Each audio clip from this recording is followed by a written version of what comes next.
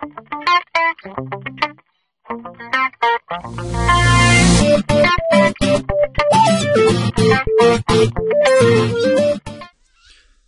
is the second part of our lecture on blood in Biology 160, Introduction to Anatomy and Physiology. We're going to start out today by talking about white blood cells, what they are and what they do. And we'll compare them a little bit to red blood cells as well. So we call white blood cells leukocytes. And just as a refresher, the leuc in leukocytes means white, cytes means cell. So these are white cells. And white blood cells are part of our body's defense, and we'll see and talk more about the white blood cells and their role in body defense when we talk about the immune system later in this class. Different from red blood cells, these are complete cells. Now, red blood cells are a little bit different. Red blood cells, erythrocytes, their main job is to carry oxygen, and so they are not complete cells. They begin as complete cells, but as they mature to red blood cells, they lose a lot of the cellular parts the normal cells have. Notice that red blood cells are anucleate. They have no nucleus, so they don't have any need for a nucleus as an oxygen-carrying vesicle or vehicle. And so they get rid of their nucleus. When they're first developed, they have a nucleus, and they have to create a lot of protein. So they carry all this hemoglobin, which is a protein with iron groups in it, that binds to oxygen reversibly. And so they have to produce all this hemoglobin. They produce a lot of hemoglobin, something like 125 million, 250 million hemoglobin molecules per red blood cell. So there's a lot of hemoglobin packed into that red blood cell. The red blood cell does produce that hemoglobin through the normal cellular pathways. So the DNA in the red blood cell codes for that hemoglobin. It builds all this hemoglobin. Once the hemoglobin is built, though, it has no more need for the nucleus. So it pushes that nucleus out, and also all the other organelles as well. So essentially, the red blood cell is just a bag of hemoglobin that is used to carry oxygen around the body, and it does that job very well. And there's about 5 million red blood cells per cubic millimeter of blood, which is a lot. That's a lot of red blood cells. The number of red blood cells really isn't as important as the amount of hemoglobin, though. So the red blood cells, depending on how much hemoglobin they have and how much oxygen they're able to carry, that's what becomes important. Their job is to carry that oxygen, and that oxygen content is what's going to signal the production of red blood cells or the need for more red blood cells and things like that. And our body is constantly producing new red blood cells. So white blood cells, on the other hand, they are a complete cell. They have a nucleus, they have organelles, and their job is not to carry oxygen. Their job is to defend our body. And so they're able to move around the body. They move around the body in the circulatory system in the blood, just like the red blood cells. But then for them, it's more like a kind of a bus stop type deal. For a red blood cell, that's where you spend your life, is running around the circulatory system. You never leave that. The white blood cells, though, they're just using the circulatory system as a way to get to where they need to get. So it's their pathway around the body. When they get to a certain spot where they need to go fight an infection, or if there's a cut, if you're cut in your arm, for example, the white blood cells are going to flow along in that circulatory system till they get to the spot of the damage, and then they're going to jump out. So they can leave the circulatory system, and they can crawl around through the cells in your body, which is important for their function. So we call this diapedesis, this ability to exit the circulatory system and move into and among the cells. And so they're kind of these detectives. They move around the cells. They're looking for damaged cells, cancerous cells. They're looking for bacteria. They're looking for viruses. They're looking for anything that's going to compromise our body's ability to function. And so that's their job. And they do this just by what's called amoeboid motion. So if you know what a little amoeba is a single-celled organism. Looks like a little bit of slime, and it just kind of crawls along from place to place. And so our white blood cells are going to do the same sort of movement. So they're crawling in and out of cells, trying to find these foreign substances or compromised cells and things like that. They can follow chemicals. So when our cells in our body are damaged, they release chemicals. The white blood cells, they're going to catch those cues, and just like a bloodhound, when they catch that chemical, they're going to follow that gradient of chemical back to the spot where it happens. So let's say that you get a cut, and you're bleeding out of that cut. Those cells are going to release some chemicals, and so the concentration of the chemicals is going to be highest right next to that cut. As you get farther away from that cut, you're going to have less and less amount of chemical sent. These white blood cells are going to come along, and they're going to follow that scent because they can follow that gradient. So they're looking to where that gradient is the strongest, get in there, and they can start fighting the infection things that are trying to get into the body. Notice that there's a lot less white blood cells in the body than there are red blood cells in the blood. So 4,000 to 11,000 per cubic millimeter of blood, as we pointed out before. So very, very reduced numbers as compared to the red blood cells, but they do have an important function. You can have an abnormal number of leukocytes. So you want to keep the leukocytes at about the right number. If you go into the doctor and they take a blood sample and you have a lot of leukocytes, too many white blood cells, maybe around 11,000, then usually that indicates that you're fighting some sort of infection. So that's okay, because that shows that your immune system is active. You're fighting some sort of sickness, a cough, a virus, something's happening. You may have an infection caused by a cut or something like that, and so your body has upped the number of white blood cells, and that's okay. We call that leukocytosis, and that commonly happens. You can also have leukopenia, which is too few leukocytes, and this is not a good thing. And this can kind of compromise your immune system. But there are certain drugs that can depress your immune system, anti-cancer agents as well. Sometimes you do want leukopenia. You're trying to actively lower the leukocyte level. But again, because these are dealing with your immune system, that can be a problem.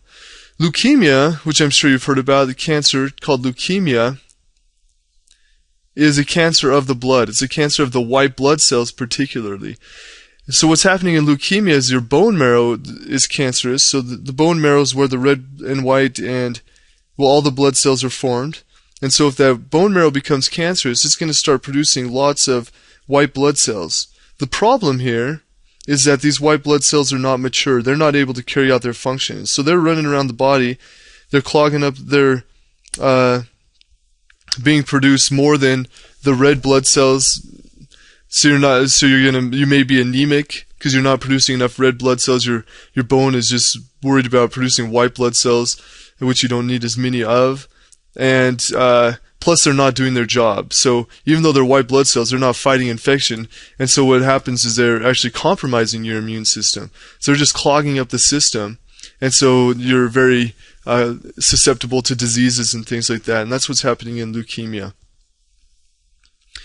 Let's look at the different types of white blood cells. So whenever you look at a blood smear, you're going to see white blood cells in there. And these white blood cells are always going to be stained purple. And that's how you can pick out the white blood cells. Depending on how those white blood cells stain is going to tell you what type of white blood cell you have. So notice here we have neutrophils. We have two types of white blood cells here. We have neutrophils, and we also have a lymphocyte. And notice how they're different. So the neutrophils, this dark purple part in the middle here, that's the nucleus.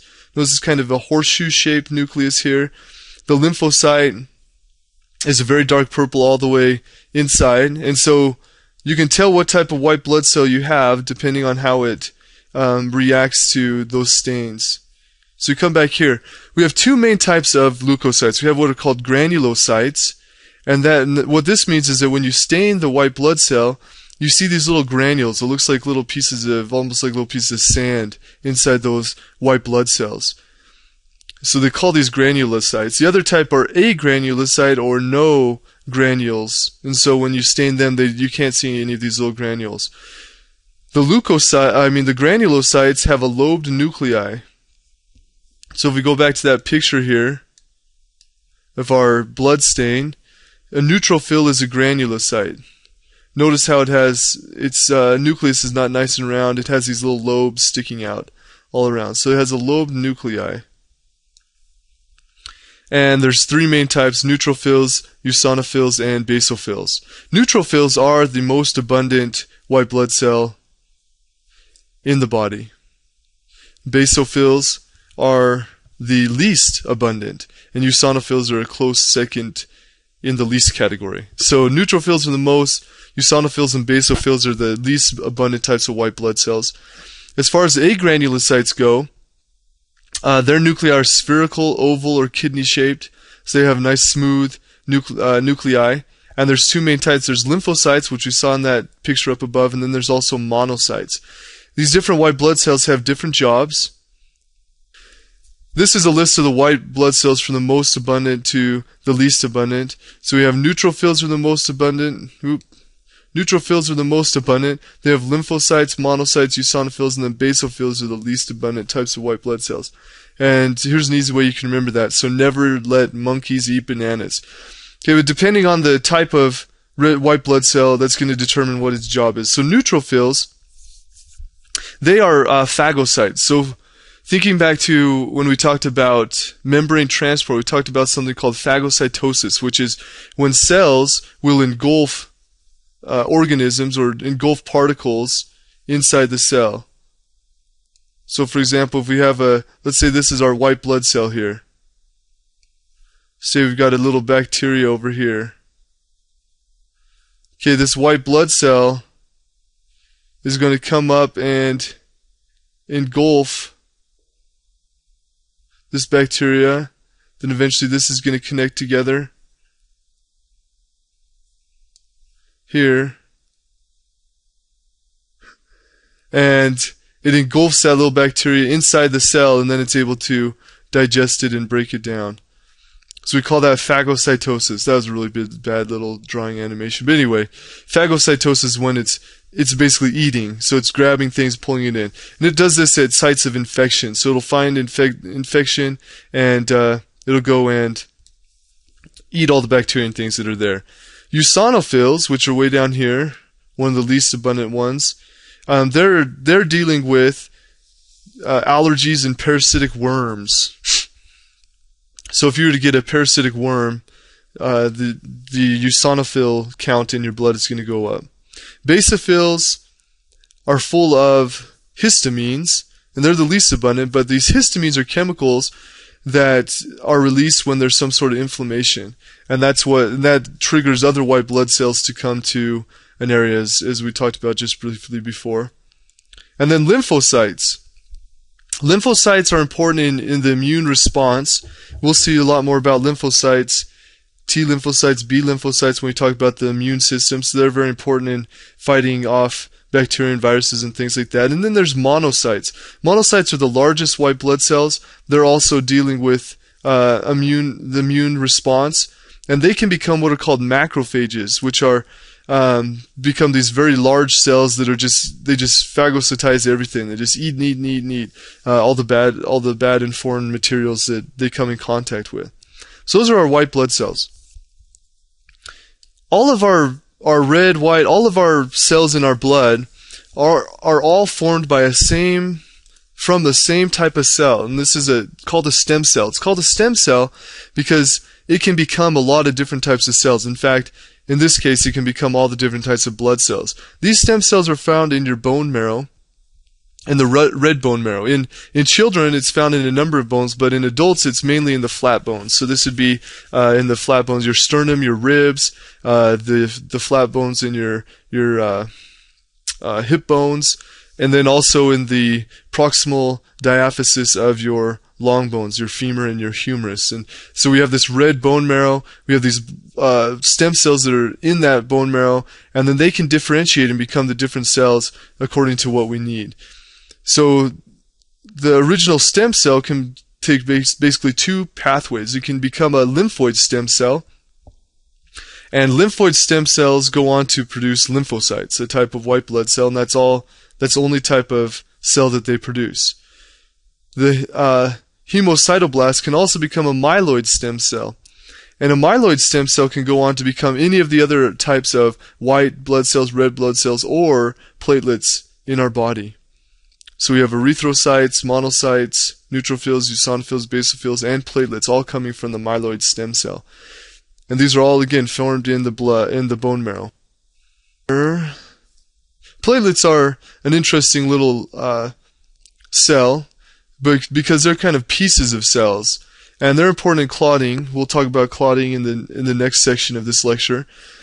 And you always have platelets running around inside your blood. So you can have too few platelets, which becomes a problem, of course. And we'll talk about that when we talk about clotting. But normally you want about 300,000 platelets per cubic millimeter of blood. There's a special name for blood cell formation. This is called hematopoiesis. Again, it happens in the red bone marrow inside the bones. The formation of red blood cells in particular is controlled by the oxygen content in the blood. So, depending on how much oxygen you have flowing around your blood, that's going to determine whether the red blood cells are going to be stimulated to be produced or not, or this hematopoiesis as we mentioned. So if there's some sort of imbalance, let's say that that you're not getting enough oxygen, there's a reduced amount of oxygen in your blood, and this can happen for a number of reasons. Some can be very dangerous. Some may be just, for example, moving to a higher altitude. So you're not getting enough oxygen. So that triggers your tissues, in particular your kidneys, to release a hormone called erythropoietin.